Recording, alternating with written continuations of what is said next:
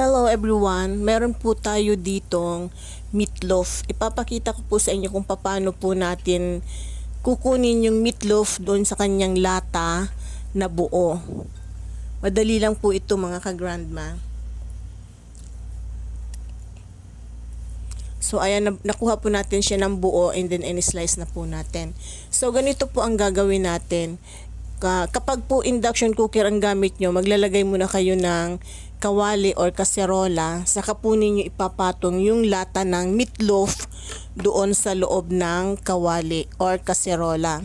Kasi hindi po compatible kung ida-direct nyo po sa induction cooker yung lata ng meatloaf. Hindi po siya compatible, nag-e-error po. Kaya dapat po lalagyan natin ng kaldero or kawali muna. So ayan, kung mapapansin nyo po, unti-unti nang umaangat yung meatloaf sa kanyang lata. Mahina lang po ang apoy niyan. Kapag po uminit na siya, pinupus po niya yung meatloaf pataas. So ganyan po kadali, ganyan po ang ginagawa ko kapag nagbubukas po ako ng meatloaf para po madali siyang makuha ng buo. Ganyan po ang ginagawa ko. Pinapainitan ko po ang kanyang lata. Kapag naman po, tawag nito, gas range ang gamit nyo, pwede nyo pong i-direct yung lata doon sa burner na may apoy. Ayan, kung napapansin nyo po, ang taas na niya, oh, di ba? Walang kahirap-hirap. Minsan po kasi pagka hindi natin ginagawa yan, nadudurog po yung meatloaf. Bago natin mailabas sa lata, durog na yung meatloaf or gutay-gutay na. Pero kung ganito po ang gagawin natin, paiinitan natin yung kanyang lata, buo po natin siyang makukuha doon sa lata. So ayan, tingnan nyo po. Pwede na po natin hanguin yan and then i-slice.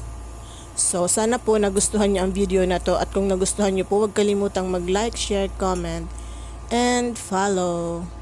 See you again on my next video. Thank you for watching. Bye. Sana po nakatulong ang aking munting video. Ayan, ang taas na po. Oh. Pwede na po natin i-slice yan.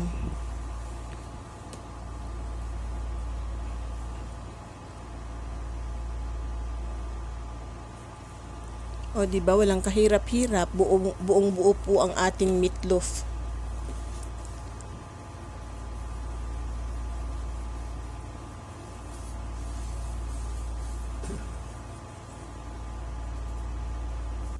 So, eto na po yung meatloaf na slice natin. O, diba, buong-buo siya. Thank you for watching, guys. Bye. God bless everyone.